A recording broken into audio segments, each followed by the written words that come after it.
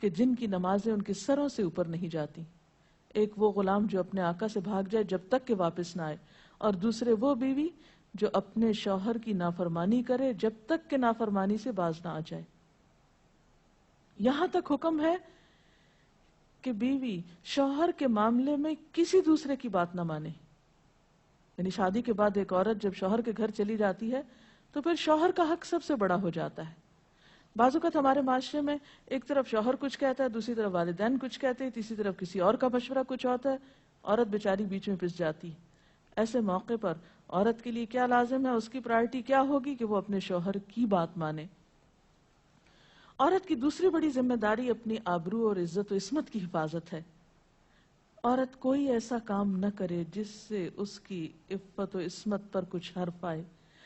ازدواجی زندگی کی خوشی کا راز باہم ایک دوسرے پر اعتماد ہے.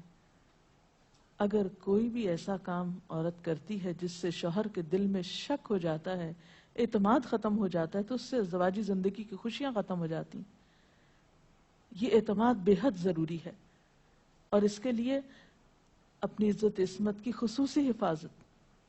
نبی صلی اللہ علیہ وسلم نے فرمایا، عورت جب 5 وقت کی نماز پڑھے، اپنی آبرو کی حفاظت کرے، اپنے شوہر کی فرما بردار رہے، تو وہ جنت کے جس دروازے سے چاہے داخل ہو جائے. اسی لیے شوہر کی اجازت اور مرضی کے بغیر گھر سے بھی نہیں نکلنا چاہیے.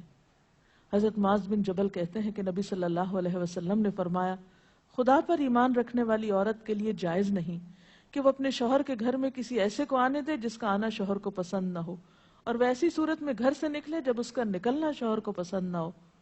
اطاعت کے علاوہ شوہر کو خوش رکھنا یہ بھی بے حد ضروری ہے. نبی صلی اللہ علیہ وسلم نے فرمایا، جس عورت نے اس حال میں انتقال کیا کہ اس کا شوہر اس سے خوش تھا تو وہ جنت میں داخل ہوگی. اور عموماً کسی کی خوشی کے لیے انسان اپنے جذبات کی قربانی دیتا ہے، بعض اوقات اپنی سوچ کی قربانی دیتا ہے، بعض اوقات اپنے کسی اور راحت و آرام کی قربانی دیتا ہے.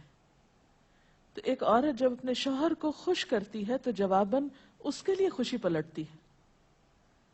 اس لیے گھریلو زندگی کی خوشی کا انحصار اسی بات پر ہے کہ دونوں ایک دوسرے کے لیے قربانی کے جذبات رکھتے ہوں، ایک دوسرے کے لیے رحمت اور ایک دوسرے کے لیے مودت کا ذریعہ ہوں. جیسا کہ قرآن پاک میں شادی کا مقصد ہی یہ بتایا گیا کہ دونوں کے درمیان باہم مودت اور رحمت کے جذبات ہوں، ایک دوسرے کے لیے سکون کا باعث ہوں، تاکہ انسانی زندگی بہترین طریقے پر رواں دواں رہے. اسی طرح شوہر سے محبت کا اظہار کرنا، اس کے ساتھ وفادار رہنا، اس کا احسان ماننا، یہ بھی بے حد ضروری ہے.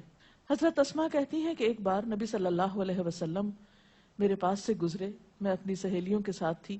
آپ نے ہمیں سلام کیا اور ارشاد فرمایا، تم پر جن کا احسان ہے ان کی ناشکری سے بچو.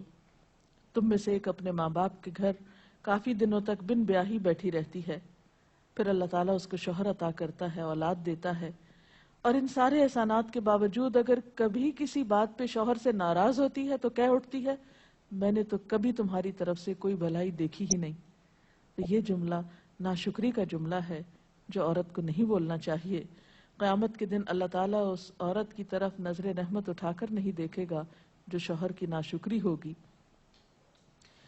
اور آخری بات یہ کہ عورت کے اوپر لازم ہے کہ وہ اپنے گھر بار، مال و اسباب اور اپنی ذمہ داریوں میں شوہر کی مددگار رہے، شوہر کی وفادار رہے.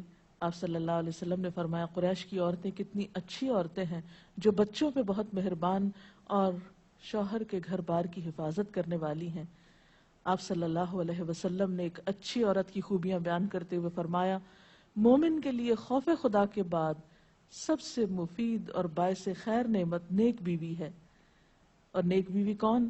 جب وہ شوہر اسے کسی کام کے لیے کہے تو خوشی سے کر دے، جب اس پہ نگاہ ڈالے تو اسے خوش کر دے، جب اس کے بھروسے پہ قسم کھائے تو وہ اس کی قسم پوری کر دے، جب وہ کہیں چلا جائے تو اس کے پیچھے اپنی عزت و آبرو کی حفاظت کرے، اور شوہر کے مال و اسباب کی اور ان سب چیزوں کی نگرانی میں شوہر کی خیر خواہ اور وفادار رہے. اور اس کے ساتھ ساتھ اپنی صفائی، زیبائش اور سلیقہ مندی کا بھی ثبوت دے۔ اس سلسلے میں اگر آپ کے ذہن میں مزید کچھ سوالات ہوں تو آپ کر سکتے ہیں۔ اگر والدین اور شوہر دونوں میں سے کسی ایک کی بات ماننے کا جیسے وقت ہو تو پھر کس کی بات پہلے مانی جائے گی؟ شادی کے بعد شوہر کی بات ماننا زیادہ ضروری ہے بنسبت کسی اور کے، کیونکہ واضح طور پر آتا ہے کہ عورت شوہر کے معاملے میں کسی دوسرے کی بات نہ مانے۔